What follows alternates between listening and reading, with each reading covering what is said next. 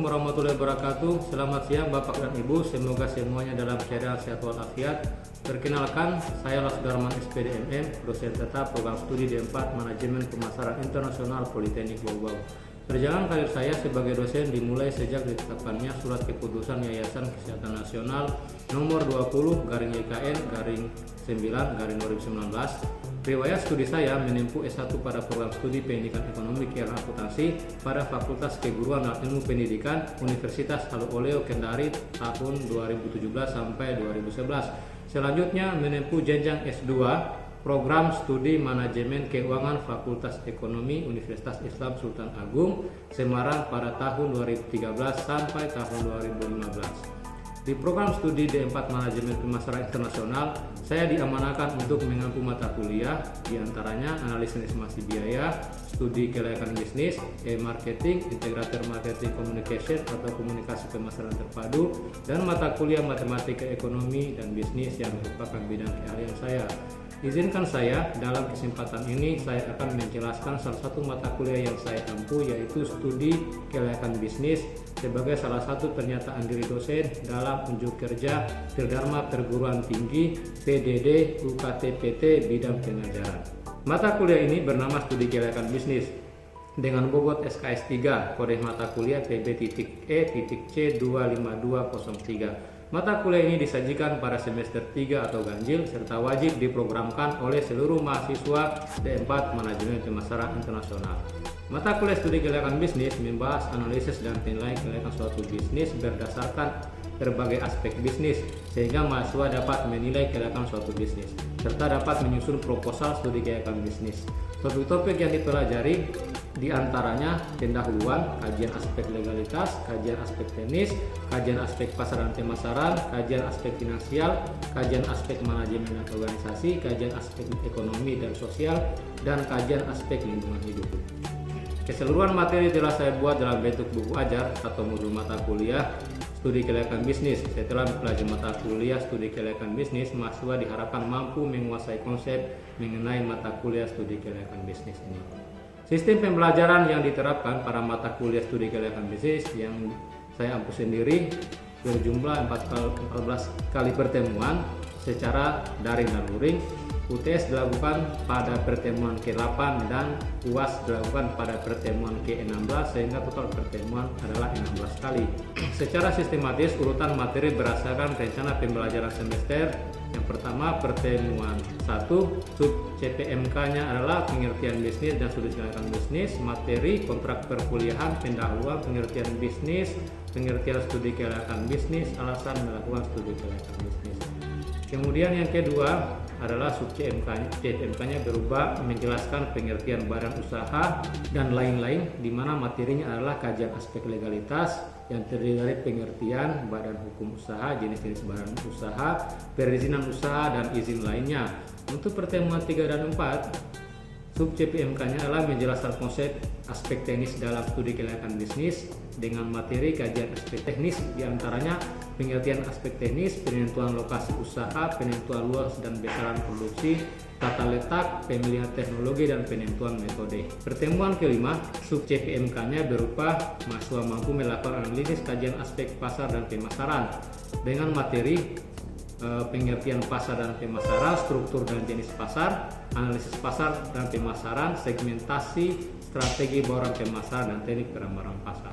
Untuk pertemuan 6 dan 7, sub CPMK-nya berupa menjelaskan pengertian aspek finansial dan berbagai sumber pendanaan investasi.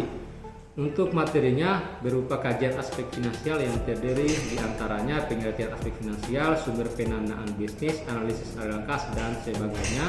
Pertemuan ke-8 UTS, kemudian pertemuan 9 dan 10 sub CPMK-nya berupa menjelaskan pengertian manajemen dan organisasi, menjelaskan berbagai fungsi manajemen dengan materi berupa kajian aspek manajemen dan organisasi yang terdiri atas pengertian manajemen dan organisasi, manajemen proyek, manajemen sumber daya manusia, dan sebagainya.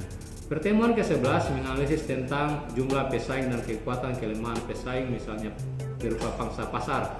Materi berupa kajian aspek persaingan usaha. Untuk pertemuan 12, sub CPMK-nya adalah menjelaskan pengertian dampak aspek ekonomi sosial, dan menganalisis berbagai pendekatan menghitung pendapatan nasional dengan materi kajian aspek ekonomi dan sosial, diantaranya pengertian, dampak ekonomi dan dampak sosial.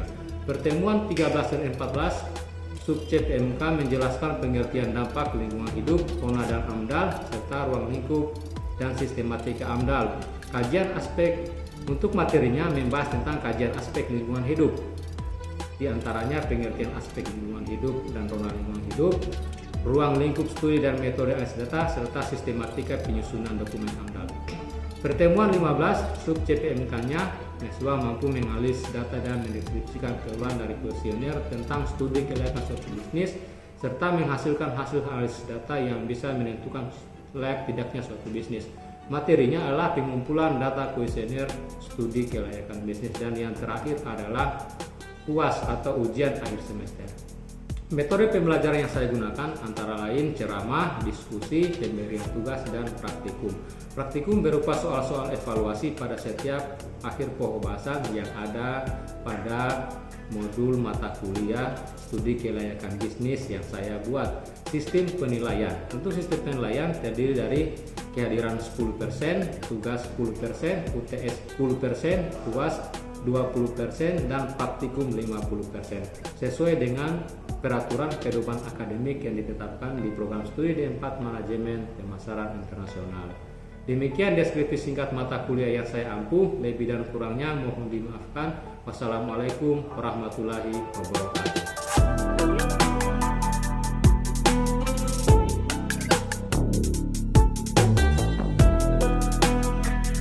Assalamualaikum warahmatullahi wabarakatuh. Oke, pada hari ini kita masih pada pertemuan yang ketujuh. Kita akan masih membahas bab 5 tentang kajian aspek finansial pada mata kuliah studi kelayakan bisnis. Sebagaimana yang telah lalu, pertemuan 6 itu kita telah membahas tentang ada beberapa pokok bahasan, di antaranya menjelaskan pengertian aspek finansial, kita sudah jelaskan minggu lalu. Kemudian menjelaskan berbagai sumber pendanaan investasi, ada menganalisis estimasi pendapatan dan biaya investasi berasal dari arus kas, kemudian menjelaskan kriteria penilaian investasi. Ya, itu kita sudah bahas pada pertemuan yang lalu. Jadi untuk pertemuan kali ini kita akan membahas tentang yang pertama, memahami proyeksi neraca dan laporan laba rugi, ini masuk di laporan keuangan. Kemudian yang kedua, menganalisis berbagai rasio keuangan dalam menilai kemampuan perusahaan. Jadi untuk menganalisis berbagai rasio keuangan ini banyak kaitannya dengan penelitian-penelitian yang saya lakukan. Jadi bagaimana kita akan menganalisis laporan keuangan, analisis laporan keuangan itu erat kaitannya dengan investor, ya. Investor, bagaimana seseorang investor mau melakukan investasi. Oke, selanjutnya kita masuk di sub bahasan yang kita akan bahas. Ada dua, yang pertama analisis laporan keuangan, yang kedua adalah analisis rasio keuangan. Jadi analisis laporan keuangan itu digunakan bermanfaat. Yang pertama itu pemilik perusahaan, di mana pemilik perusahaan itu tujuannya untuk yang pimpinan diserahkan kepada orang lain seperti perseroan, digunakan untuk memanajemen laporan keuangan yang untuk tahapan selanjutnya. Kemudian menganalisis laba, hasil-hasil, stabilitas serta kontinuitas laba yang akan diperoleh perusahaan pada masa kini dan masa yang akan datang. Jadi selain pemilik perusahaan, laporan keuangan juga bisa digunakan oleh manajer atau pimpinan perusahaan, ya. Apa tujuannya? Supaya yang terpenting dia lihat adanya laba, ya. Yang paling utama untuk laporan keuangan itu adalah laba. Kenapa laba? Karena setiap perusahaan itu tujuan utamanya laba, ya. Kemudian dia bisa memperbaiki sistem-sistem yang ada di alam, misalnya pada tahun A labanya dia berkurang sekian, maka otomatis pasti dia akan memperbaiki, karena akan melihat selain manajer atau pimpinan perusahaan, ada juga pihak-pihak lain yang membutuhkan laporan keuangan ini, ya. Misalnya ada juga pemerintah membutuhkan laporan keuangan itu untuk melihat seberapa besar pajak yang akan dibayarkan oleh perusahaan tersebut, ya. Selain pemerintah ada juga masyarakat, ya. Masyarakat dari laporan keuangan tersebut dia akan melihat apakah laporan keuangan itu menghasilkan laba atau tidak. Karena sekarang di zaman era modernisasi ini kita bisa berinvestasi atau membeli saham lewat bursa efek, yang dimana aplikasinya itu dibuat semacam, kalau saya pakai itu RHB. Jadi kita masyarakat juga bisa membeli saham, ya, membeli saham. Nanti kalau misalkan ada yang berkeinginan bisa dibantu dibuatkan akunnya, dan saya juga pernah bermain main saham itu. Jadi dalam aturan saham itu satu lot itu terdiri dari 100 lembar. Jadi kalau kita beli saham 1 lot dengan 1 lembar dengan harga sekian, maka sekian yang akan kita peroleh, ya. Jadi di bursa efek itu sudah diatur sedemikian rupa supaya bukan saja orang-orang kaya yang bisa membeli saham, kita juga bisa membeli supaya kalangan luas itu bisa memiliki saham. Oke. Selain manfaat dari laporan keuangan, kita akan membahas tentang jenis-jenis laporan keuangan. Jadi secara umum laporan keuangan itu terdiri dari, yang pertama itu adalah neraca, kemudian ada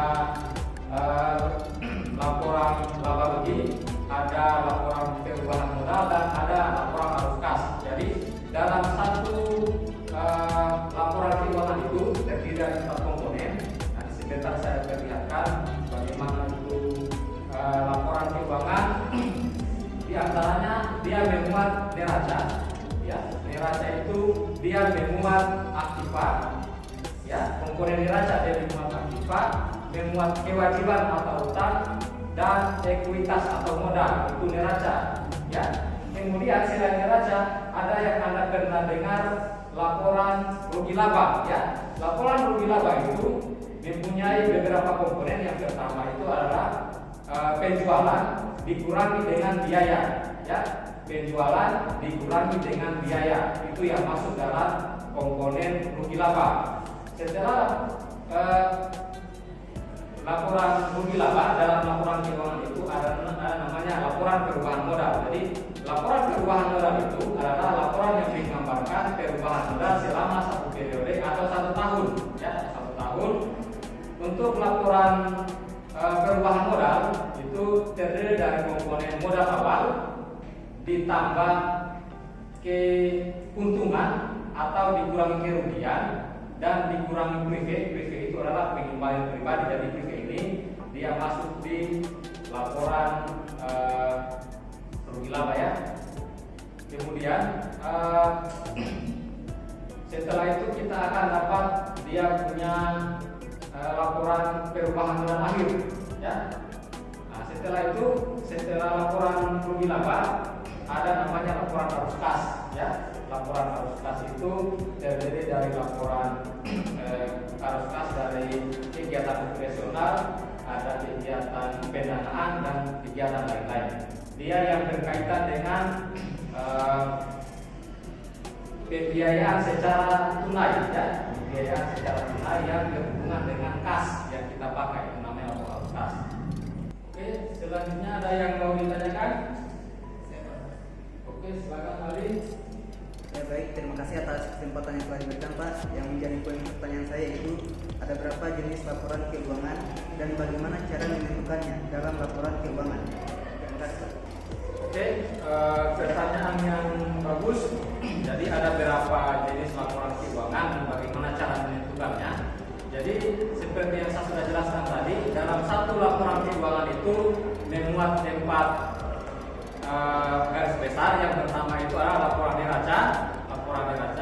Laporan neraca itu seperti yang ada di slide yang saya tampilkan, terdiri dari aktiva, ya. kemudian ada aktiva tetap, aktiva lancar, kemudian di posisi kreditnya itu ada utang dan modal ya. Seperti yang Anda lihat di situ yang ditampilkan di tampilan, ada di situ bentuk dari laporan neraca. Di mana laporan neraca ini dia memuat di sisi pasifa ada aktiva dan di sisi ada dua komponen, ada aktiva dengan pasifa, di mana aktiva itu ada aktiva lancar dengan aktiva tetap, kemudian di sisi pasifa itu memuat utang lancar dan utang jangka panjang beserta modal ya. Jadi komponen-komponen untuk neraca itu ada aktiva dengan pasifa, di sisi aktiva ada aktiva tetap dan lancar dan aktiva lainnya, kemudian ada utang yaitu utang lancar, utang jangka panjang dengan modal ya, dengan modal. Gimana Pak?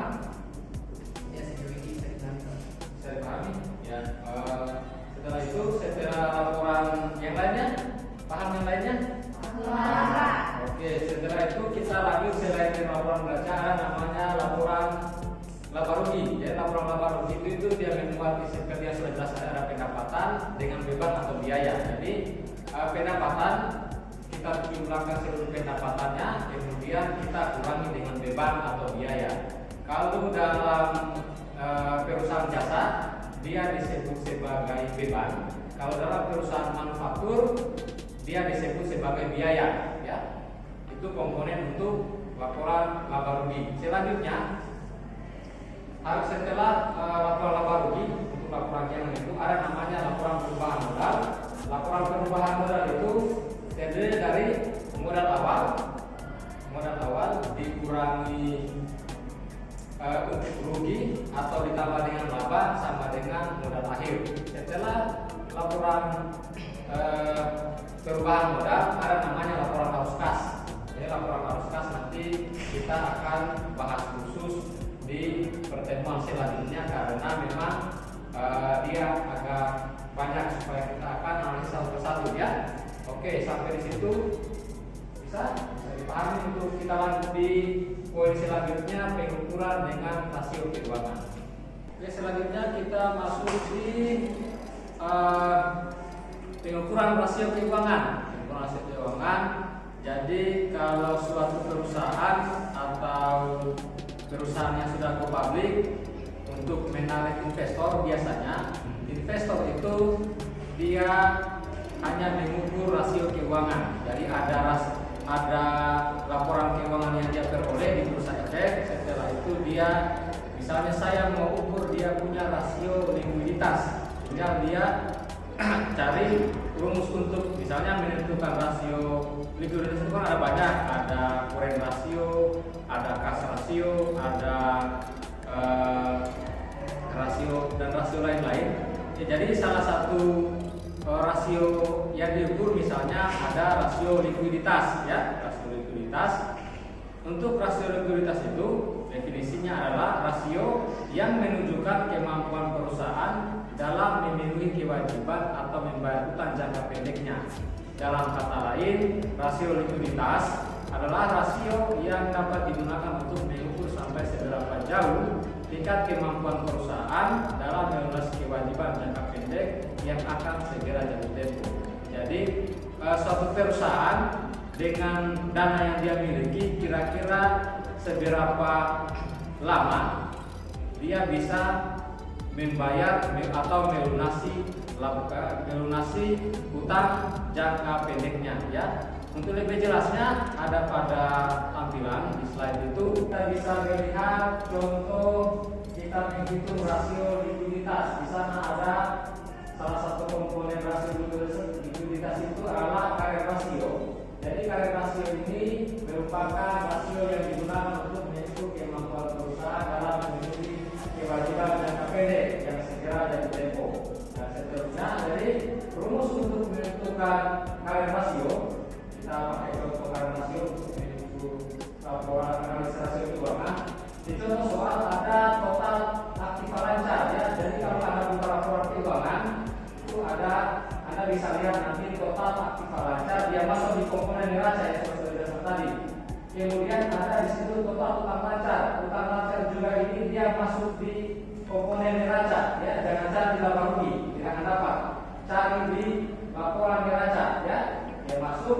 Setelah itu, setelah Anda dapat total aktiva lancar dengan utang lancar, Anda hitung, ya. Anda hitung misalnya ini tahun 2013, CR current rasio dapat dihitung dengan 2.500.000 karena tadi total aktiva lancarnya 2.500.000, kemudian total utang lancarnya 1.500, 1.500, sehingga ketika kita bagikan CR-nya itu sama dengan 1,67, ya.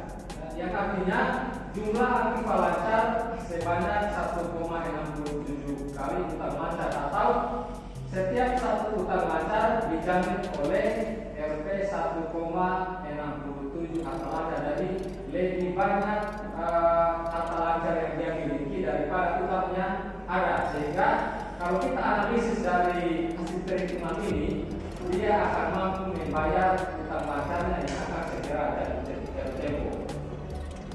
Oke, sampai di situ ada pertanyaan, silakan. Terima kasih atas kesempatan yang diberikan kepada saya. Langsung saja ke poin pertanyaan saya. Bagaimana menentukan dan menghitung rasio keuangan pada laporan keuangan, Pak? Oke, pertanyaan yang bagus. Bagaimana cara menentukan rasio keuangan dan cara menghitungnya dalam laporan keuangan? Jadi sebenarnya tadi saya sudah siapkan laporan keuangannya, tapi kita pakai saja contoh yang tadi. Jadi dalam laporan keuangan itu kan sudah ada tadi laporan neraca, laporan laba rugi, laporan perubahan modal, dan laporan arus kas. Jadi untuk kita menentukan rasio yang akan kita hitung, tergantung rasio apa yang akan kita cari. Kalau untuk rasio likuiditas sendiri, dia masuk di komponen neraca, ya.